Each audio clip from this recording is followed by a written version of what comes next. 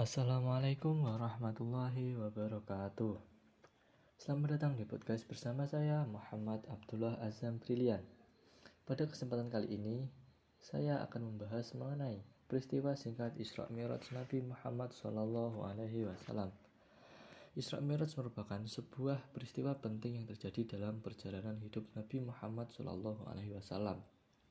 Dalam Isra Mi'raj, Rasulullah Muhammad SAW melakukan perjalanan dari Masjidil Haram ke Masjidil Aqsa di Yerusalem menuju langit ketujuh, kemudian ke Sidratul Muntaha. Perjalanan yang menembus langit ketujuh itu hanya ditempuh dalam waktu 1 hari 1 malam atas perintah Allah Subhanahu wa Ta'ala. Dalam perjalanan bertemu Sang Pencipta, selain ditemani malaikat Jibril, Rasulullah SAW juga mengendarai buraq.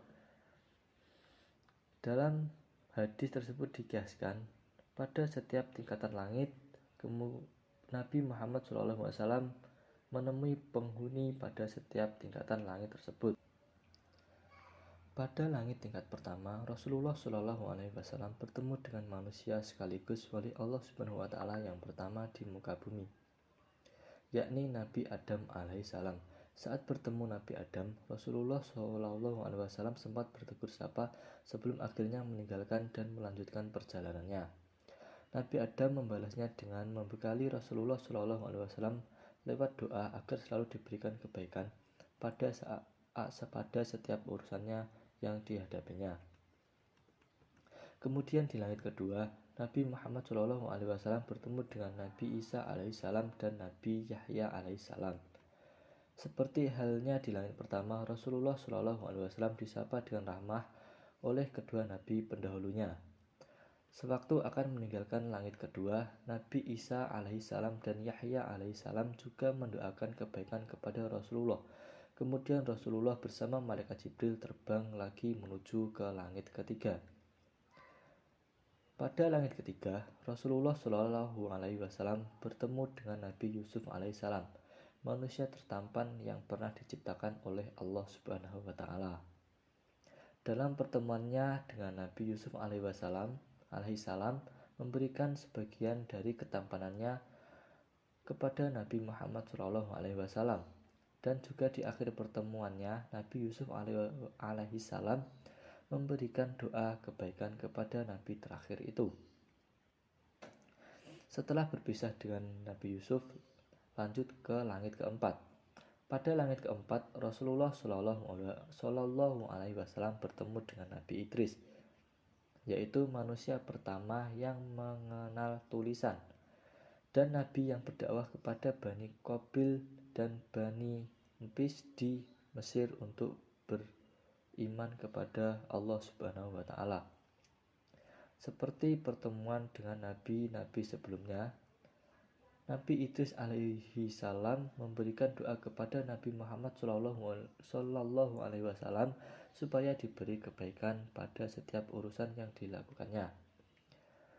Kemudian pada langit kelima, Nabi Muhammad SAW bertemu dengan Nabi Harun, yaitu Nabi yang mendampingi saudaranya Nabi Musa alaihissalam berdakwah mengajak Raja Fir'aun yang menyebut dirinya sebagai Tuhan dan kaum Bani Israel untuk beriman kepada Allah Subhanahu wa Ta'ala. Nabi Harun terkenal dengan Nabi yang memiliki kepandaian berbicara dan meyakinkan orang. Di langit kelima, Nabi Harun mendoakan Nabi Muhammad SAW senantiasa selalu mendapat kebaikan pada setiap perbuatannya. Kemudian pada langit keenam, Nabi Muhammad SAW dan malaikat Jibril bertemu dengan Nabi Musa alaihissalam, yaitu Nabi yang memiliki jasa besar dalam membebaskan Bani Israel dari perbudakan dan menuntunnya menuju kebenaran ilahi. Selama bertemu dengan Nabi Muhammad SAW, Nabi Musa alaihissalam menyebut layaknya kedua sahabat lama yang tidak pernah bertemu. Sebelum Nabi Muhammad pamit meninggalkan langit keenam, Nabi Musa melepasnya dengan doa kebaikan.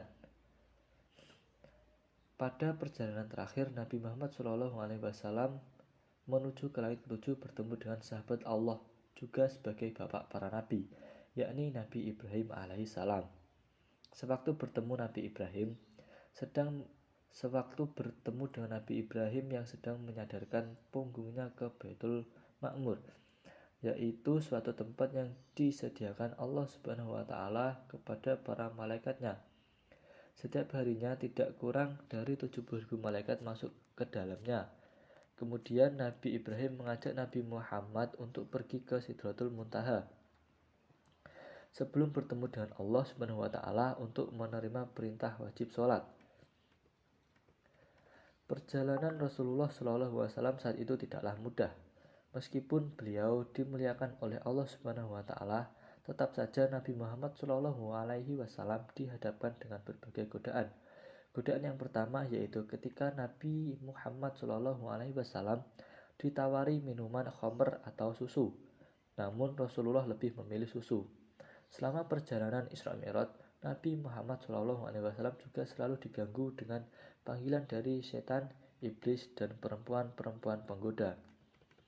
Ketika mencapai Sidratul Muntaha di langit ketujuh, maka perjalanan Nabi Muhammad SAW dalam menerima perintah Allah Subhanahu wa Ta'ala telah berakhir.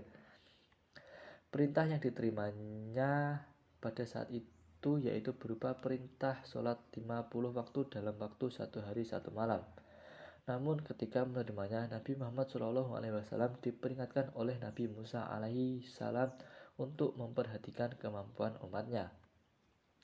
Menyadari akan hal itu, Nabi Muhammad SAW meminta keringanan kepada Allah Subhanahu wa Ta'ala. Kemudian Allah Subhanahu wa Ta'ala memberikan keringanan, yaitu menjadi sholat 5 waktu dalam waktu 1 hari 1 malam.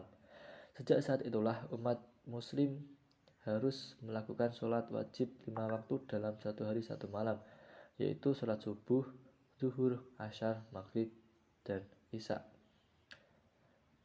Berikut kisah singkat Isra Mi'raj Nabi Muhammad SAW yang di dalamnya mengandung perintah wajib sholat 5 waktu. Peristiwa Isra Mi'raj ini juga telah tertuang dalam Al-Quran surat Al-Isra, yang artinya Maha Suci Allah yang telah memperjalankan hambanya pada suatu malam dari Masjidil Haram ke Masjidil Aqsa yang telah kami berkahi sekelilingnya agar kami perlihatkan kepadanya sebagai tanda-tanda kebesaran kami. Sesungguhnya Dia adalah Maha mendengar lagi Maha melihat. Sekian podcast pada kesempatan kali ini. Tunggu podcast selanjutnya. Sekian. Wassalamualaikum warahmatullahi wabarakatuh.